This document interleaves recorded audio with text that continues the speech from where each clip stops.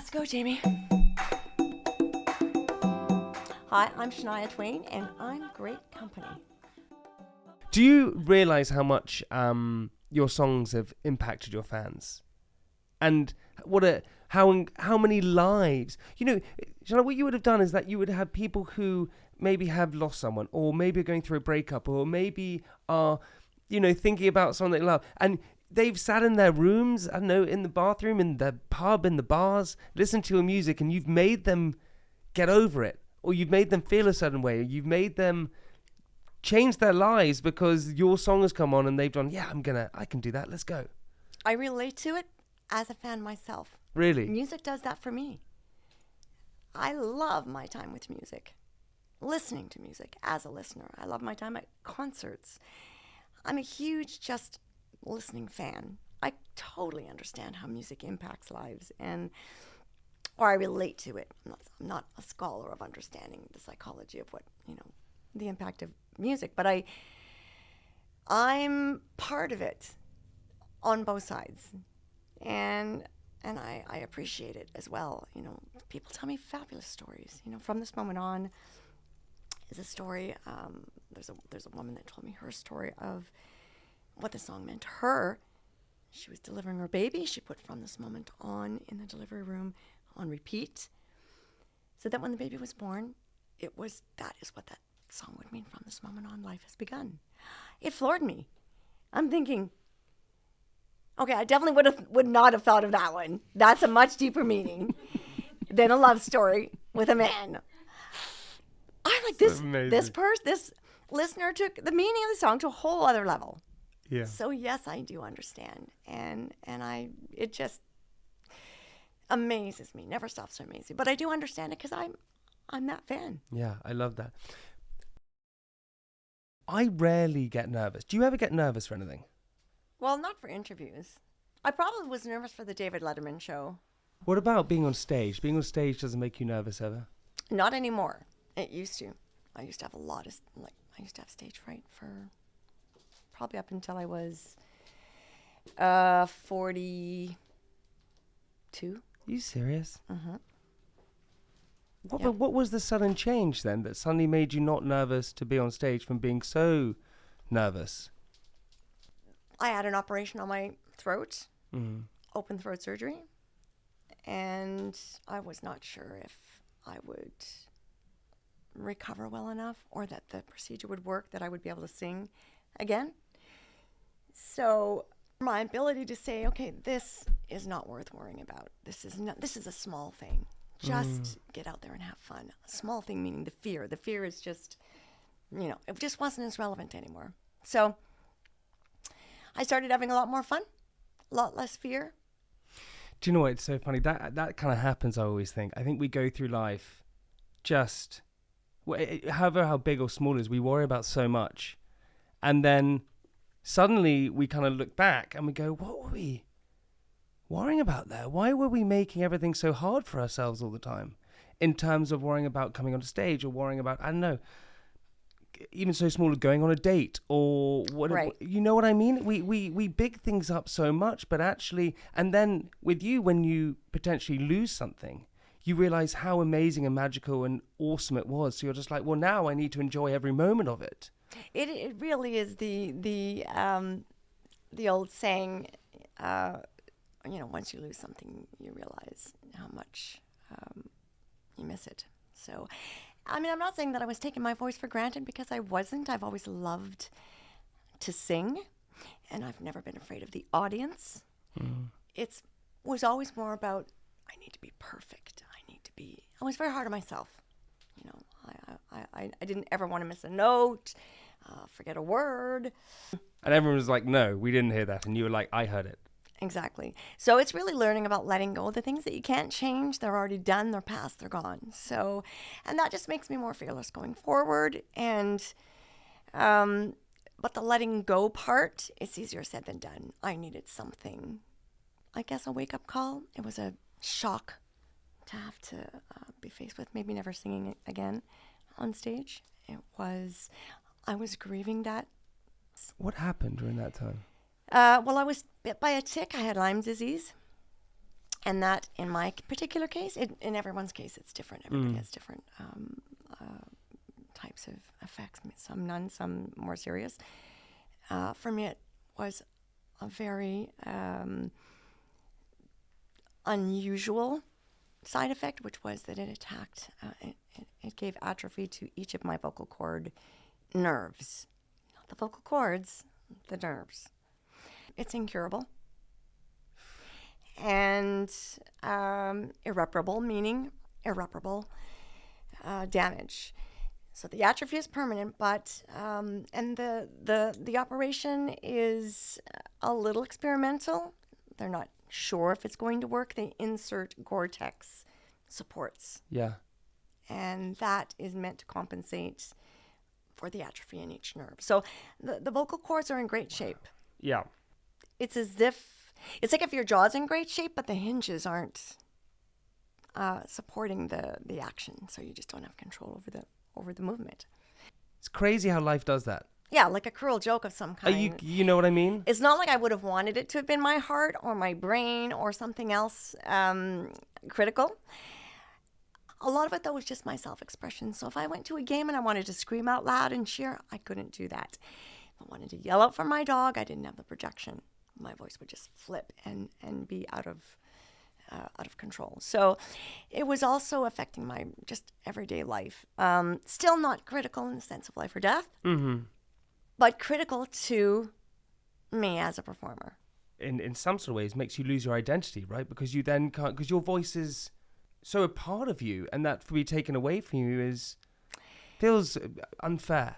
I was grieving for the loss, or what I believed for a very long time was going to be a permanent loss.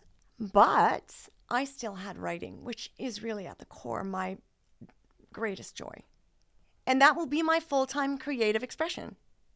And I was not bummed out about that. I was embracing it. You have this insane resilience that most people, I don't think, would able to. I certainly don't know if I would have it. And even in this situation where, you know, you're potentially losing your voice, you don't know if you're going to get the voice that you know to come back, but yet you go, but at least I can still do that. I can do that. You are constantly looking ahead to think, okay, it's going to be fine because at least I can write. So there we go. There's the silver lining. Yeah, but I don't think that immediately. So it's like in the moment when I'm going through a challenge, yeah. I definitely go through the thinking of, or the process of, if I can never sing again, and it looks like I may never, because nobody seems to know the solution or even what's actually wrong, then that's a death of a part of me for sure. You know, anything tragic that has happened in my life, I will grieve those things forever. They're not, they're griefs that change you permanently, that do stay with you. There are triggers to those griefs. I don't pretend they don't exist. But at some point, I decide anyway that I can't live miserable. I gotta find another way to be happy about what I do have and what is ahead of me. So it's not that I don't crash and burn when I'm devastated, because I definitely do. But I guess it's more about the recovery. Like I said, I don't think ever completely, but you gain other things. So good example. So with my voice now, there's new things about my voice that I really love that I didn't have with my old voice. I've got sounds and tones and power in places that I didn't before. So those are all new discoveries that would have only have come about under the circumstances that happened. But again, what's so amazing is that you're going, well, this happened, but at least I've got this. At least I've got that. At least you think to this positive. Do you think you're an optimist? Do you think you always look towards the positive rather than the negative? Yes. I'm always going to look for the solution anyway. You know, I'm going to look for the solution. I'm not going to stay broken. I'm going to fix this. But that also means not giving up. It does mean perseverance. I'm kind of the same though. I always think that I always want to try and solve a situation. And even in my relationship that I have, I'm married now, and my my wife gets annoyed because she'll tell me a problem, and I'll try and solve it straight away. And she's like, I just want you to hear me. I'm like, no, but I can solve it. Wait, you have a bad period? I can solve it.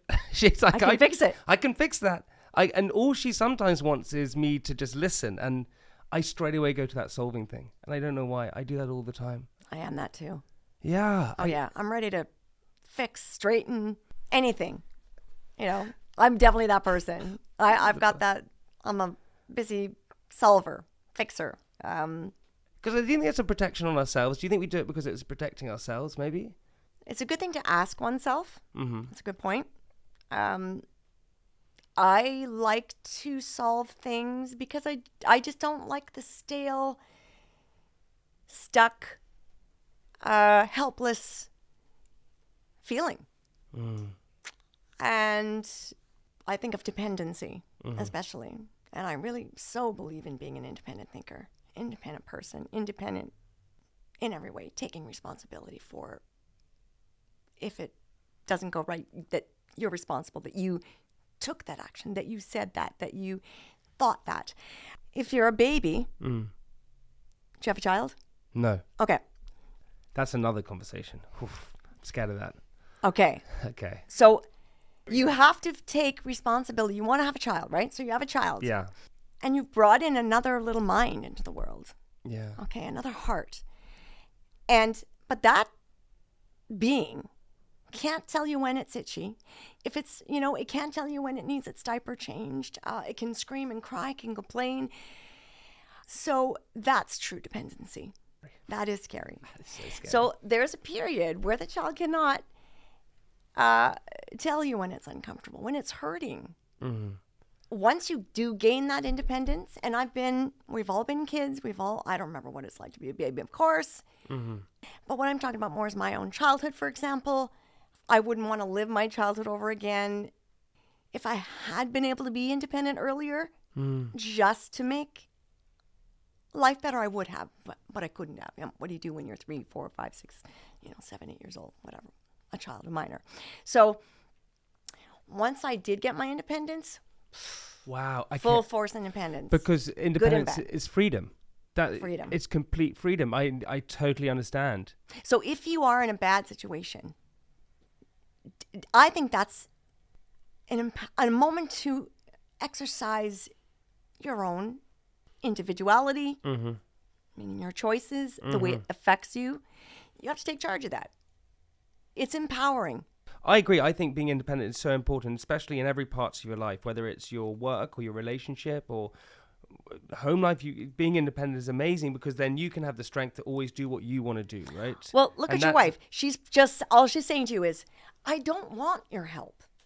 No, never. She never wants it. I mean, and if I do want your help, yeah, I'll ask. And if you want to help me just because you're a generous husband. Yeah, so generous. I'm the greatest. Go ahead, offer. But then when I say, no, I'm fine, then just let go of it. Let the person be independent. You're going to learn this as a father too.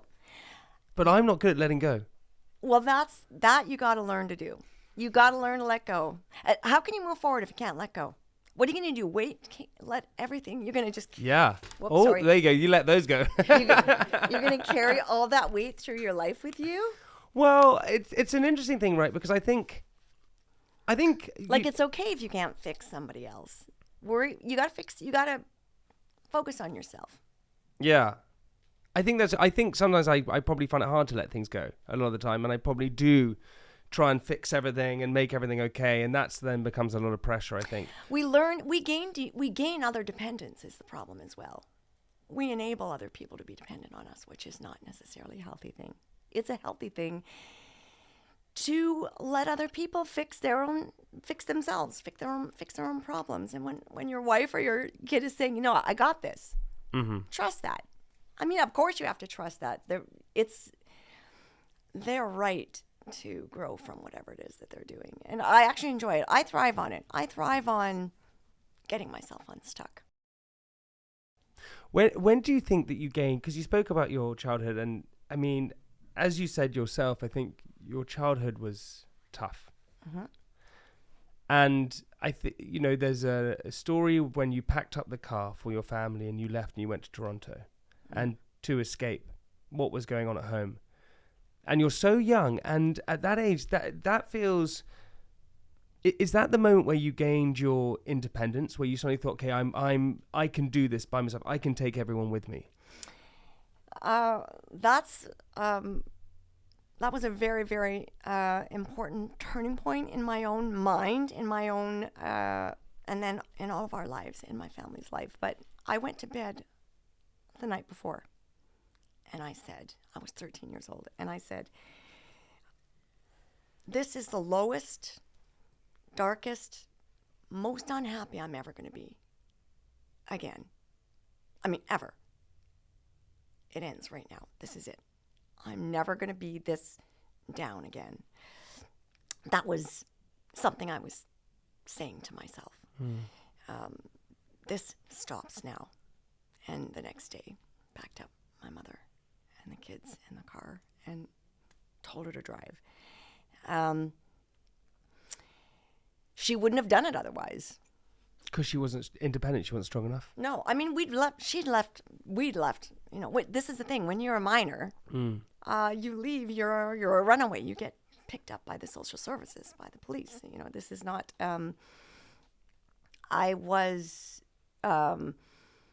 I didn't want to be apart from my family. I wanted us to be safe and together, and my mother to be safe.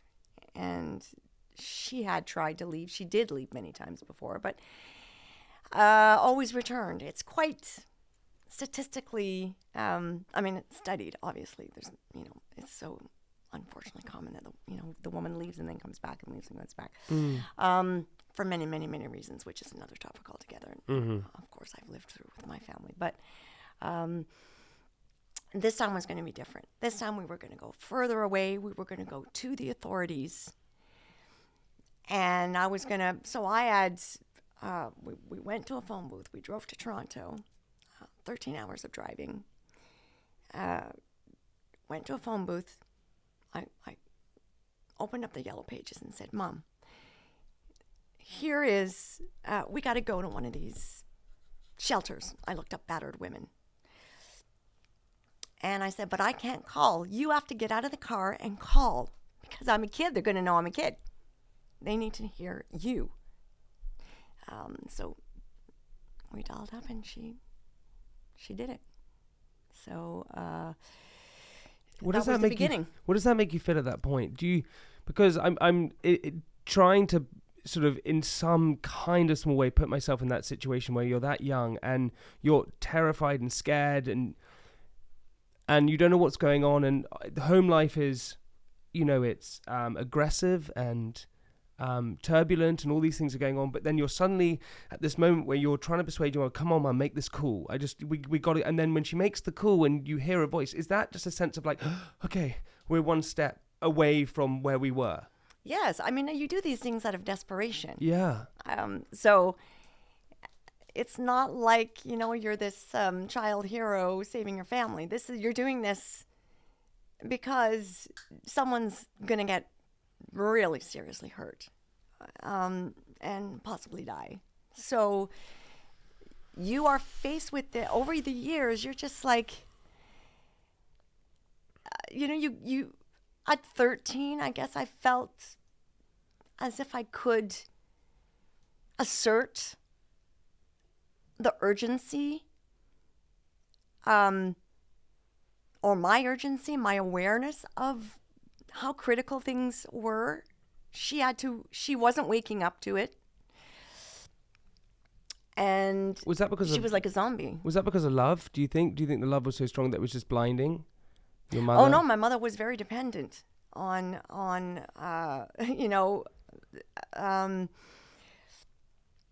she needed me. She wouldn't have done it. Not to that degree. And at least I knew in my own self that I couldn't depend on her to do it. And she needed that she needed the guidance. It sounds weird, but No, it doesn't sound weird because know. because also what happens, right, is that it's strange, right? Because when I sit here and listen to that, you talk about how when you have a baby, when you have a kid, they are so dependent upon you. You have to look after them. You have to make, if they're itchy or whatever, you know what you said, you have to make sure they're okay. But in your situation, the roles are reversed. You're becoming the parent at such a young age because your mum can't possibly do that, and that's a tricky situation to take on because that's confusing, right? It must be. If it happens overnight, yes. I mean, I wasn't building up the courage to do it. I was just living the reality of a kid in a violent domestic, a home with domestic violence, all of my childhood, and among other things, other dysfunctions. And I just declared to myself in bed the night before that I am not living like this anymore. And I can't depend on my mother to change it. So Wow. when I got up in the morning, when my dad went off to work,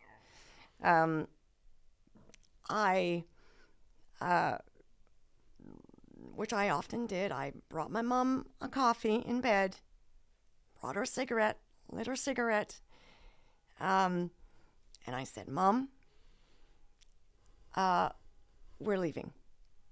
Wow. The car is packed. I'd already done that. Mm-hmm. And literally everybody was ready to go. All you got to do now, all you got to do is just get your clothes on and drive. So it's very sad. I'm more sad about her than I am for us as kids or myself. Why? I was saving myself. Why were you more sad for her? Because you felt, I mean, how horrible it must feel to be a parent, an adult, and realize at some point that this is how what you've come to, what life has come to, where you're dependent on your child for the safety of all the kids and her. It was very violent and very dangerous. So I guess I just reached a point. I just reached a point where I just declared this the last miserable, scary day of my life. And of course, it wasn't the last miserable, scary day of my life. But in my 13-year-old self, I was going to do something about my life at that moment. And I didn't have to beg her. She did it. what was your relationship like with your mum? Was it always good? Because I think she, from what I understand, she was the one who pushed you towards singing. She wanted you to be the country singer. She took you, I think you were singing at the age of 8 in different places. I mean, that feels like so. And then I think you took on this role of, right, well, now I want to become the singer because I want to do it to help and provide for my family, because you sort of took on that responsibility. I mean, it wasn't so much to provide for my family. I would earn, when I would go sing in the bar, I might get $20, $25, $50. You can't provide for a family on that. This was to, like, if we were going to use the gas money to go to the bar to do my singing, then I'd have to be able to put money back in the tank, or put some money toward the groceries, something like that. So I couldn't just go and do it for nothing. And that was it was more of a compensation. Trust me, $50 bought a lot of apples, for example, or a lot of bruised apples. We always went for the bruised fruit and stuff and vegetables, but which is all fine. It's all good. Nobody died from a bruised apple. But the deeper message is really more, or not a message, but I don't really want people to think that I was the provider for the family. I was a peacekeeper. I was more responsible for my mother's happiness than I should have been. She lived for my music. She loved my music. She was inspired by my music. She would get out of bed to listen to me sing. She would take me to the bar. My mother otherwise barely left the house. And I would do her makeup before we would go. I would do her hair and her makeup. And then we would go out to the bar. And it was... my mother was just, sort of broken. But at the same time, she's the mother that saw the talent and wanted to nurture it. She just didn't know any other way of doing it. It's like, well, I just got to find stages around here. She started by putting me up on restaurant countertops to sing with the jukebox. And then... and you weren't nervous to do it? You just got up and did it? Not at 3. Yeah, true. Okay. And the people would applaud, and it was, it was fun then. Then by the time I was 8 and I'm singing in the bars, now it's no fun anymore. Why is it no fun at 8? Oh, because, I'm only allowed in the bar, the liquor law, at least at the time anyway. No kids in the bar, no minors in a liquor premises until the bar is closed. Bar closes at midnight. So last call is at midnight or maybe just before midnight. And then I was allowed in. I could get up and sing. And if the band didn't want to carry on playing, then I would just get up there with my guitar and entertain everybody that was left finishing up what was on their tables. But it was smoky and stinky. And by then everybody's, half cut. And it's nowhere a kid wants to be. And you got school the next day. So no, it wasn't fun. Wow, that image of you at midnight when everyone's drunk and you're just getting up there doing a cappella or just singing if someone wants to help you do it, that's wild. Well, with my guitar. Yeah, of course, yeah, but you know what I mean? I always had that. I had my guitar. I didn't like it. I didn't want to do it. But there's the dependency thing, see? What do you do when you're 8? And your mom... is living for this. It makes her happy.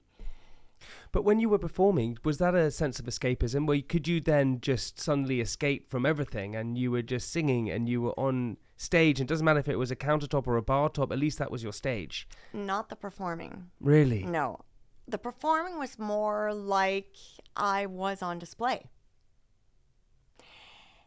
The writing was the escape. So the writing was mine, and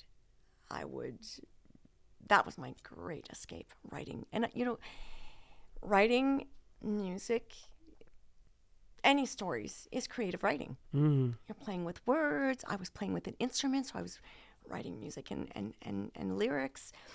I would take my guitar for long walks. I would literally go into the bush, light a fire. We were a real bush family. We spent a lot of time out in...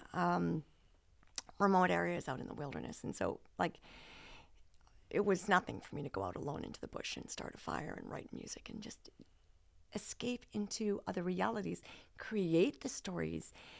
My imagination could go anywhere. I could write about anything, anyone, any topic, any chord progressions. And I was alone. It was for me only. My own nourishment, my own... uninhibited self-expression, escapism, therapy. Yeah, because it's all of you, and it's so personal. Because it's just you, just writing and putting it out there. And it's for no other reason. No one ever has to hear it. I think forgiveness is one of the biggest things that we should understand and learn. And I live by a sort of quote, and I don't know who it was, but I said another one, which is, seeking revenge is like drinking poison and wanting the other person to die. You just have to let these things go. And from what I've read and you've talked about, you have to deal with forgiveness in your life. There is your ex-husband, from what I understand, had an affair with one of your great friends, and you had to forgive and move on. And that's a hard thing to do. And I know people listening right now are probably finding it hard to forgive. So what advice would you give to them? Okay, well, this is a good one for you and I to be talking about because we're talking about letting go Mm. and how difficult it can be to let go. Forgiveness is in the family of letting go. But forgiveness, more specifically for me anyway, is it's not about forgetting necessarily. It's about understanding the other person. And that might mean that they're, you know, wrong. Maybe you believe forever that whatever they did was wrong. Or maybe you believe that, like in my father's a better example, okay? Because this is someone that I totally forgive. But I understand that he wasn't well. That you don't act certain ways unless there's something wrong with you. There's something wrong with your stability. So I don't hate him for his problems. I feel bad that he had those problems. So it's not for him, not for, so it's very hard to hate or not be able to forgive somebody that you believe is a human being that deserves empathy and understanding. I think we all do. If you're a criminal, just because you don't hate your own parent, or I'm speaking for myself, So, do I hate my ex-husband for making a mistake? No, it's his mistake.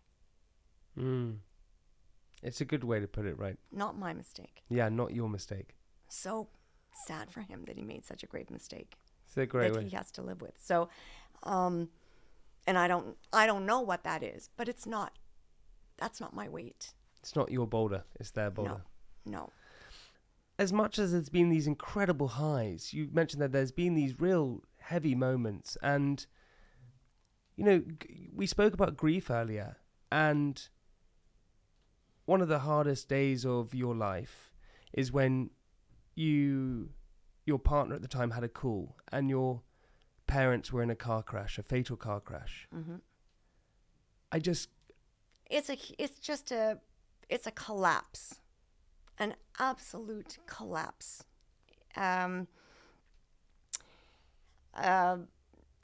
Like an implosion. It's out of your hands. You don't manage your emotion. Everything's just happening to you. It is a total collapse. Part of that collapse is also shock. In my situation, losing anyone it's always going to be devastating and traumatic.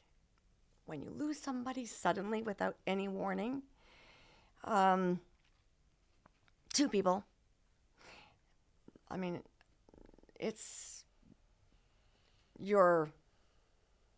it's a big black hole. It's numb, and then there's grief, of course, after that, which is just all, I'll never, or I never, ever want to go through that experience again in my life. How do you get through something like that? How do you get through the grief? How do you process it? Because the one thing I always think is that, if we sort of hurt our knee or, I don't know, something goes wrong, you think, oh, okay, it's going to get better. Or with something like that, you just don't know if you're going to feel better. And that's really scary. I spent a lot of my time over the years thinking more, how did this happen? It's a lot more of why, how, not. I wasn't even really thinking about how I was going to get over it. I don't even know. I don't think you don't get over it. You get through it, I guess. And in my situation, because it was so premature in our family's life. I mean, the kids were kids still, and I was a young adult. So you're not ready in any way to deal with all the responsibility that comes with that afterward. And so that, I would say, I was more focused and I guess preoccupied by how to deal with what was next rather than how I was going to survive the grief and the shock myself. Staying busy with things that I didn't choose but that were just there was probably a blessing in some ways. So I didn't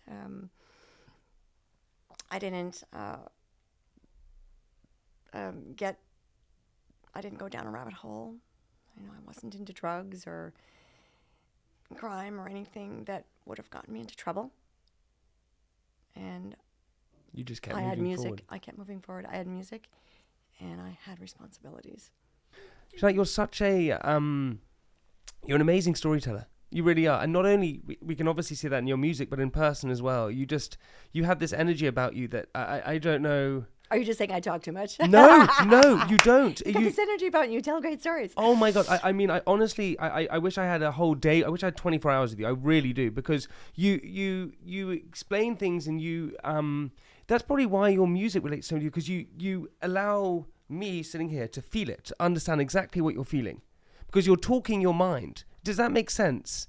You're really explaining how you're feeling and what you were going through. And that's incredibly unique, I think. I think most people just go, okay, well, this is what I felt. But you really feel it and tell it and let other people feel it. I'm a passionate person. I don't consider myself a great storyteller as a talker. And I do definitely like to put my thinking into songs or storytelling. But speeches, for example, if it's something scripted, I'm not as good at that. It's like, okay, I can write it down and I can just sit and chat about it and explain it. But reciting things is more difficult for me. Yeah, I'm the same as that as well. I don't know why that it's so hard. There you go. See, It really, I can sit and I can just talk. If I have to read something, or I have to learn something, yeah, F that. I tell you, I don't want to go. You're a freestyler, see? Hey, I'm way better. Yeah, I can freestyle better than anyone. That's what I say. Favorite lyric you've ever written? Oh. Have you done one and you just gone, that's good? Because I could name a few. Well, I do love to play with words. I love playing with lyrics. A lot of times, though, it's more the process of putting the song together that's the play with lyrics. Yeah. Something like, I don't know. I'll give you an example of something that everyone probably knows the lyric. Oh, man, I feel like a woman. So you might have been expecting something more, deeper, more emotional. But man, I feel like a woman is a statement that tells so much in those few words. And I could write a book on what is behind that song. So the skill of the songwriting, not that it disguises those little, those few words, that short phrase, but there is so much more behind it. I mean, there's a lot of great classic even hits out there that really don't say much of anything. Some of them are just la songs, right? Completely, right? And that's fine. But when you talk about an actual writer, a lyricist, Man, I Feel Like a Woman is talking all about, or not that it's talking about, but it's I'm so many expressing things. So many things, yeah. And so the joy in that is really, really, really great. So I don't know if I would say that was my favorite one, but it meant a lot. When you wrote that, you must have been like, this is strong. Because it's such a iconic, strong, I mean, it doesn't really matter who you are, you kind of know that line. It's amazing. Well, it's Paul McCartney didn't he say that, was it Let It Be or one of the great Beatles songs, that it was scrambled eggs at one time. That's very true. So it starts, not all my songs start that way, but a lot of them do start with gibberish. It's more about the phrasing and the cadence of the way you play with the actual phrasing of the wording. So Man, I Feel Like a Woman, I was searching for that phrasing. Yeah. But not deliberately thinking I want to write a statement about feeling good in my own skin as a woman. The song ended up being that. But The Man, I Feel Like a Woman was just a statement. It was almost like I had a realization, this song, I know exactly what I'm going to say in this song. Really? Already. You could feel it. A light bulb went on. I'm like, oh yeah, okay. I'm just going to let all this out right now. This is going to be fabulous. So it's very satisfying. So I didn't know it was going to be a hit or that it would mean something fabulous to anyone else. Yeah. Songwriting is solving puzzles. That's totally what it is, I imagine, right? Because you got a jigsaw and you're putting it together, and then when you suddenly complete it, you go, yeah. Here we go. But even more difficult than a jigsaw, you don't know what you're actually putting together yet. You don't even know. When you have a jigsaw, it comes in a box with a photo on it. Yes, you know what you're doing. It's like, okay, I know that there's a tree up here and there's the sun is here somewhere in the middle. You're just guessing. Well, you're creating. Yeah. You're creating it as you go along. So you're creating in the dark. How many songs do you think you've written? Must be crazy amount. I don't know. I have never counted. I'm sure hundreds. I mean, I don't think thousands. Probably have thousands of ideas that I've noted. Yeah. Yeah. Do you think songwriting, though, is, and I tread carefully here, do you think in some ways with some of the stuff that's in the charts at the moment, it's sort of maybe it's done on what it sounds like rather than what they're saying? I think there's credibility to all music that, this is my take on it, but all music that mass listeners, especially on a global scale, gravitate toward is music that those creators, whoever created that music, has succeeded at something very, very difficult to achieve. So, if you write a speech that reaches the masses, impacts the masses, affects the masses, you're a good speechwriter. What you're saying may not be good. Maybe the content isn't credible to a certain type of critic or whatever. But if the majority of the people are affected and enjoying, in music I'm saying enjoying because that's why I make music. But let's just say affected, and they gravitate to it, then you're achieving something that's very difficult to achieve. So it's a skill regardless of whether the song is popular and is just a bunch of sounds, or if it's really saying something poignant lyrically. I heard that Dolly Parton was one of the people that really inspired you. And what's incredible is that she did the legend slot at Glastonbury. And hello, Shania Twain, also at Glastonbury, in the legend spot. Tell me about it. Unbelievable. Right. It makes Here we go. The fact that Dolly did that slot makes it a very surreal. Why? Tell me why that is.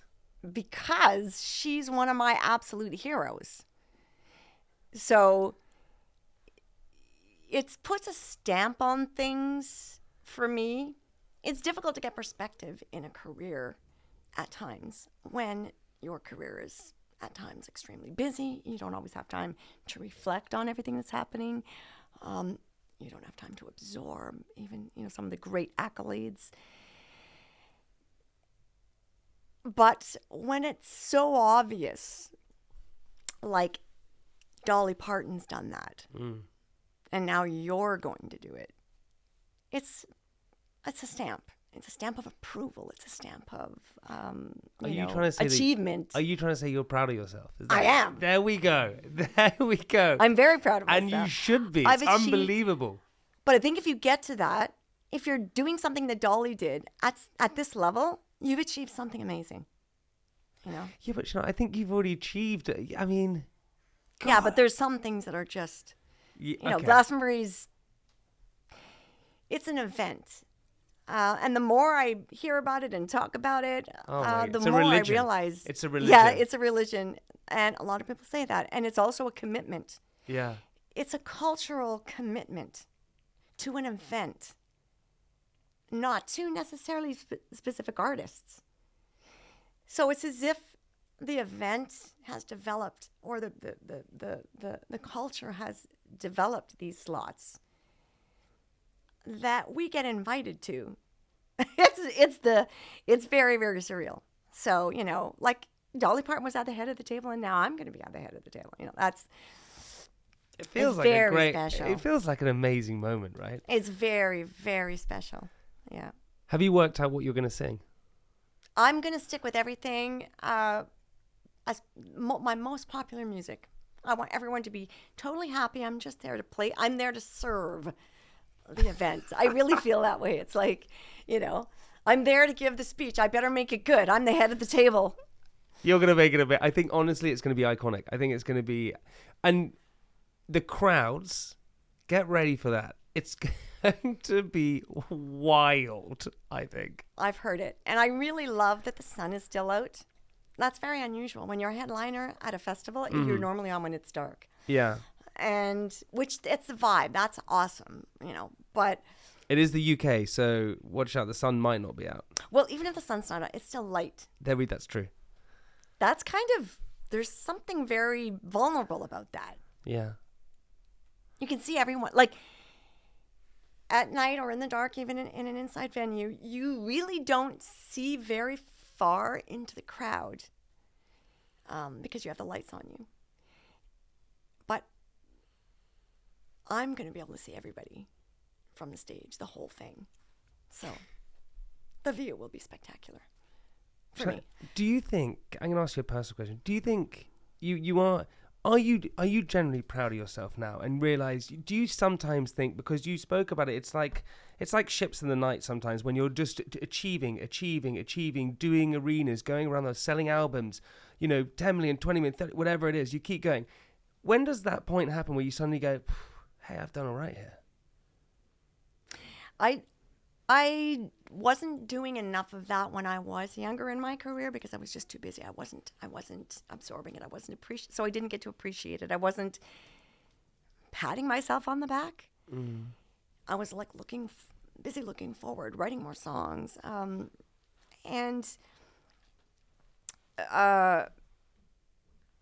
didn't get to reflect and enjoy the moment a lot of the times. I'm doing that now. I'm catching up with all of that now. So now I'm like, oh my God, how fabulous is that? Isn't that great? And I'm having fun with that. And there's a sense of humor that comes with that as well, because really, if I'm proud of anything at all, if you're talking about pride and achievement, it's more about the courage that I've mustered at times to deal with the stage fright, to, take the plunge with the operation, to take that risk. Moving on after divorce, which was my music partner for so many years, that was a whole stepping out in itself. There's been a lot of jumping off cliffs. And I'm proud that if I'm proud of anything, I think that those are the things that brought me the achievements. I love that. You have jumped off a lot of cliffs. You've just done it. You've gone for it. Takes courage. Insane. Shania, we end the podcast with 8 questions, and there's also a bonus question. Okay. Are you ready for this? I honestly wish we had 2 hours, but we don't. Okay, here we go. What's a saying or phrase that makes you smile or cheers you up? Let's go. Go forward. Great. Best compliment anyone's ever given you? I look better with age. Come on. There we go. There we go. When was the last time you cried and why? Last time I cried, you know what? The last time I cried is I wrote a song and I teared to myself about this song. It's not out yet. Can you say what it's called? It's called Hardest Fall. Yeah. It really moved me. And it's not even finished yet. It's just the chords and the emotion in it made me very teary. So I don't know exactly how it's going to turn out, but I can tell you my plan is to, make it one of my strongest. What scares you most about yourself? My energy. I think energy's great. No, but I'm going to run out of life before I run out of energy. That's what scares me about it. I'm going to have to live to be 200. It's never going to happen. I do want to say is when we met at the O2 when you're performing, honestly, I was with Jemima, who's sitting our producer, and you are a powerhouse. I was like, oh, you come into the room lights out, you're like, right, let's do this, go, and then you're on stage, and it's wild energy. It's great energy. It's unbelievable. What's something you can't let go of? I can't let go. I can't let go of music. Sorry. Yeah, that's a good one. It's like, a great take one. anything, You can That's have a my great- car. You can even have my horse. And that would be very hard. But do not take the music. What's something you'd be embarrassed for people to know you like or want? Embarrassed? It's very hard to embarrass me. Is it really? I'm just going to say that right now. It is. It's very hard. I don't get embarrassed easily. Okay, so ask me the question again so I can reset.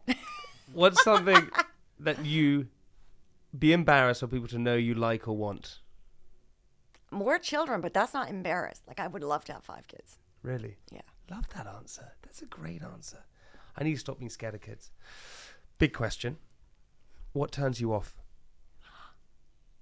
Aggression. What turns you on? Music, again. That's my that's my drug. Really, you feel it? Oh, yeah. Bring on the music. Quick question where I want to go. What song do you wish you'd written? Long and Winding Road. Do you get jealous when you hear it sometimes? Like, I always say I wish I'd written that song. I love that. Like, everything about it. The arrangement. Oh my God. Yeah. What do you like most about yourself? What do I like most about myself? I would say probably, well, I don't want to say my brain because sometimes my brain drives me crazy, but I do like to think. I like to ponder. I'm a thinker. What do I like most about myself? I can name a few. Yeah, but it's got to be coming from me. Very true. So it's not going to be... Very true. It's not authentic, is it? What do I like about myself? I like my... I'm not a quitter. I like that about myself. It can be torture sometimes, but... 2 more questions. Favorite swear word? Can I say it? Yeah. Fuck. There we go. Did it feel good? Is there any other? I don't think there is. That's the best. Last one. I had to ask permission. I mean, I don't want to be rude. Oh, but- you can swear on this. Don't worry. A load of people swear. Last one.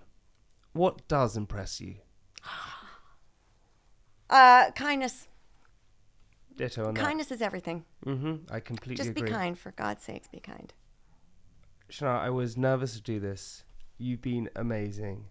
You're iconic in every single way. I cannot wait for Glastonbury. I'm going to be there. I'll be shouting from the audience, screaming. Thank you so much for being the legend that you are, and thank you for coming in great company. You're amazing. Thank you.